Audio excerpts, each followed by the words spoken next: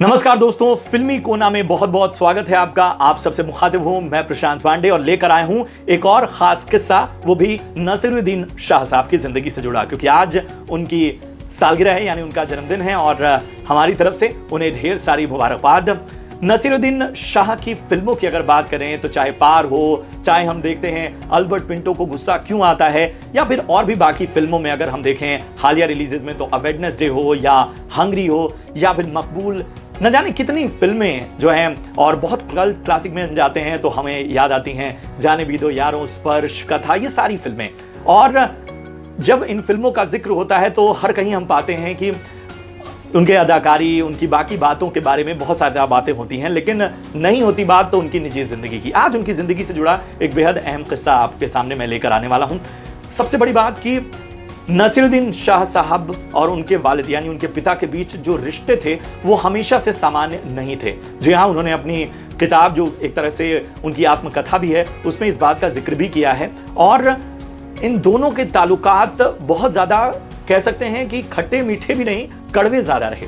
और ये सारी चीज़ें जो थी वो ताउम्र नसीरुद्दीन शाह साहब की ज़िंदगी में चलती रहीं। वो अपने पिता को बहुत कुछ समझा कभी नहीं पाए, लेकिन एक रोज़ उन्हें मुंबई में तार मिला कि वालिद नहीं रहे, यानी पिता नहीं रहे, और एक बेचैनी मन में उठी और वो आनन फानन में मुंबई एयरपोर्ट पहुंचे, जहां पर उन्हें दिल्ली की फ़्लाइट लेनी थी, क्योंकि पिता को मेरठ के पास सरधना में सुपुर्दे खाक किया जाना था। बहुत कोशिश की, बहुत जद्दोजहद की, लेकिन तय वक्त पर वो फ़्लाइट नहीं मिल पाई और वो सरधना जो है वो सुपुर्दे खाक होने से पहले नहीं पहुंच पाए। और जब वो पहुंचे तब तक उनके पिता का अंतिम संस्कार हो चुका था।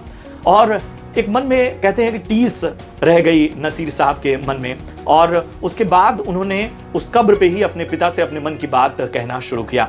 उन्होंने वो सब बातें की जो एक पिता सुनना चाहता है या अपने पुत्र के जरिए जानना चाहता है। उन्होंने अपने वालिद की कब्र पर कहा कि वो आजकल किन फिल्मों में काम कर रहे हैं, और ख़ास तौर पे उन्होंने एक फिल्म का जिक्र किया कि वो एक फिल्म का हिस्सा है जिसमें वो एक बिल्कुल अलग लुक में नजर आएंगे। और उन्होंने इस फिल्म में जो कैरेक्टर का रेफरेंस लिया है या जो लुक का रेफरेंस लिया है वो अपने अफगानी पूर्वजों से लिया है। और जाफिशान खान जो उनके अफगानी पूर्वज थे, उनकी एक पोर्ट्रेट उन्होंने घर में देखी थी और उससे उस लुक को इंस्पायर करके उन्होंने लिया है। ये भी बताया उन्होंने कि वो महीने में कितना कमा लेते हैं और कैसे उनकी ज़िंदगी चल रही है बम्बई में। और साथ ही उन्होंने अपनी पत्नी रत्ना पाठक शाह, अपने करियर, बहुत सारी बातें की।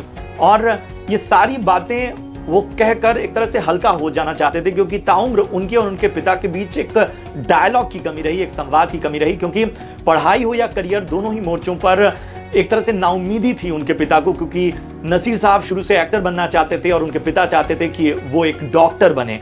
लेकिन दोनों ही चीज़ें जो थीं, और चूंकि बड़े भाई दोनों ही स्कॉलर थे और दोनों अपने अपने क्षेत्र में बहुत अच्छा कर रहे थे, पिता को ये एक्टिंग वाली बात कभी समझ नहीं आई और ना ही नसीर साहब कभी समझा पाए। और ये एक जो डायलॉग की कमी थी दोनों के बीच, उसने कहीं ना कहीं उन दोनों के रिश्तों में एक तरह की कड़वाहट, एक तरह की दूरी पैदा कर दी। लेकिन उस दिन उन्होंने कब्र पर एक तरह से अपने मन को हल्का किया, अपने पिता की कब्र पे। लेकिन उनकी ज़िंदगी को देखने पर एक चीज़ हमें पता चलती है कि हमें अपनों का, खासतौर पे अपने माता पिता से कितनी भी चीज़ों में हमारे मतभेद हो, कितना भी कड़वाहट हो, कितनी भी चीज़ों को लेकर हमारे उनके विचार ना मिलते हों, लेकिन हमें कभी भी उनसे संवाद कम नहीं करना चाहिए। हमेशा डायलॉग की गुंजाइश रखनी चाहिए, हमेशा अपनी बात कहनी चाहिए, और अपनी बात कहने से आप कभी भी छोटे नहीं हो जाएंगे। तो ये था आज का फिल्मी कोना, नसीर साहब की ज़िंदगी से जुड़ा हुआ एक बेहद ही भावुक हिस्सा। उम्मीद है आपको पसंद आया हो। आगे भी आपके लिए ऐसे ही मैं कुछ बहुत ही दिलचस्प किस्से और कुछ यादगार बातें सिनेमा से जुड़ी इस फिल्मी कोना में लेता आऊँगा।